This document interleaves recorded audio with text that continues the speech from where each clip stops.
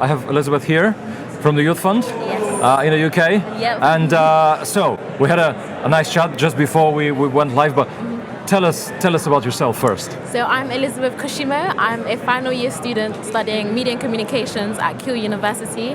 I love everything creative. I love writing. I love podcasting, and I love being in front of the cameras. Yes. So tell me about your work. First, within the Youth Fund, what you're focusing your work there, and also how your radio journey started. Yeah. So with the Youth Fund, it's basically an opportunity for people like me and people between the ages of 18 to 30, to be in a space where we can create ideas for the future generation, which is us. So today we were given the task of making a radio show and just pitching it and just making it good for an audience that could go live today, and that millennials and Gen Z could also enjoy as well. And in terms of my radio journey, I started off doing radio when I was 16 at a local company in Stoke-on-Trent, and I basically fell in love with radio. Like, I love talking, so being in a room with a mic, I just loved it. And I just had so much freedom. I feel like compared to other industries, you can do what you want in radio. Well, not what you want, but you can just be creative and be yourself, and that's what I like to do. So that's when I started off. And then I went to uni. I'm about to finish this year, and I did media, so I love journalism, I love broadcasting, and I love presenting.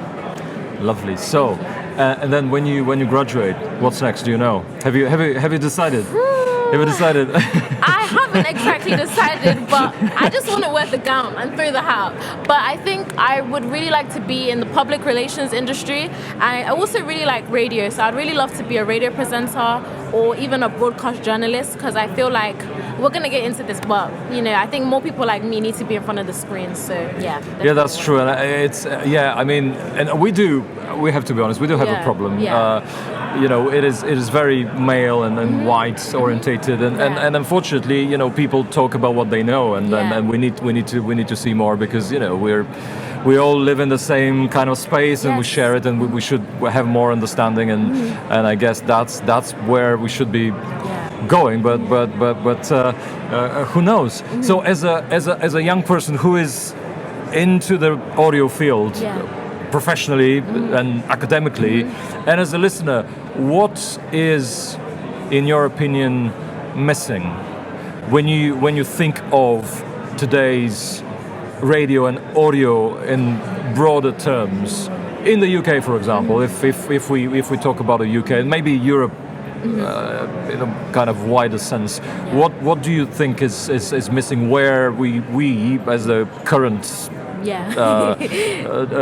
generation in management, what are we doing wrong, I guess? To be honest, a lot, but we'll get into it today. I've got some tips for you guys. I think Please. The first thing is being authentic. I think a lot of radio companies these days, they're not themselves. I think as youth, I think you can tell in the older generation when we're being ourselves and when we're not being ourselves. Like, we're very free-minded. I think a lot of these radio shows these days, they're just fake. Not fake, but like, you can just be yourself, free thinking, free will, free mind. And I think what's also missing is just research as well. I think a lot of these shows, if you research more into your audiences specifically, then you would see a rise in the amount of youth that actually watch your programs and communicate with you. And I also think in terms of things happening around the world, I feel like we can always highlight it more. I think there's too many shyness away from real issues. As much as we don't want to speak about this issue or that issue, I think it's still very important to touch on it respectfully and truthfully as well.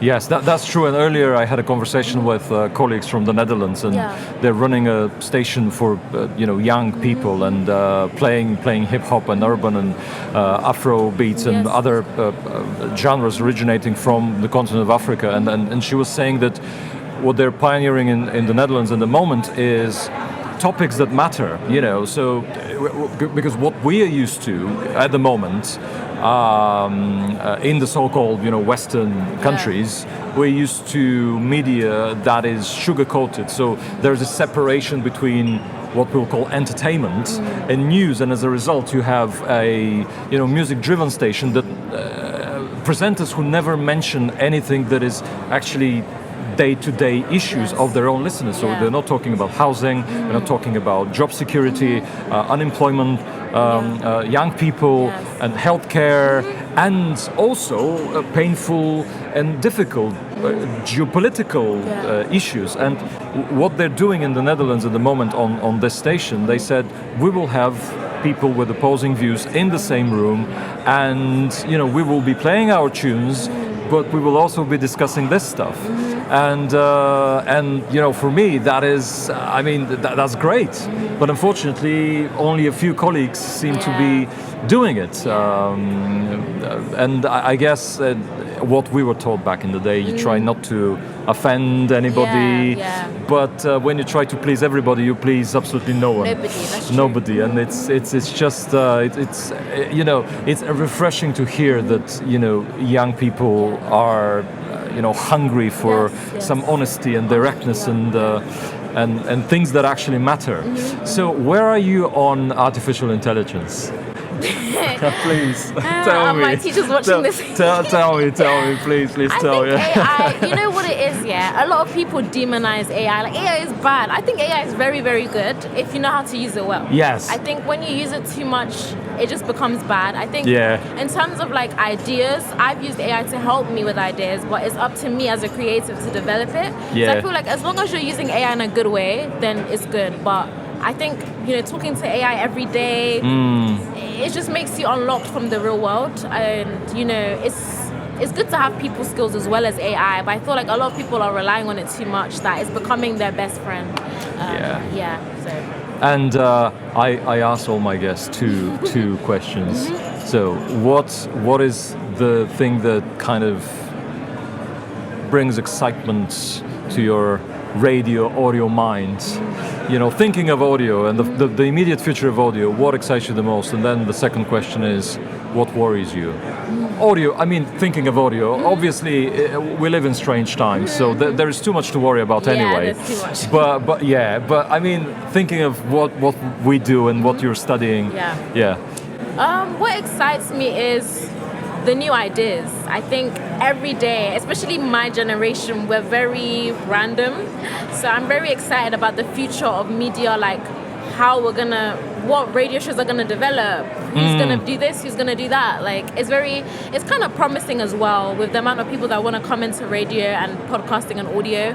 What worries me, I don't want to say AI, but I think sometimes it's like, is AI gonna not take the job, but the use of AI, will it be too much? I think that's also a worry. And I think also, if nothing happens, I really do pray for like progress and like seeing more black women in media, but sometimes it can be a bit scary to see if it's actually going to happen, but I have faith that it will happen. I do too. I think well, at least I want to kind of believe in humanity's common sense, as it were, if there is such thing. Elizabeth, thank you so much for joining us. Thank you so much. It's been lovely being here. Have a lovely conference. Thank you. And I'll see you around. See you around. Thank you. Thank you, guys, and we'll see you soon.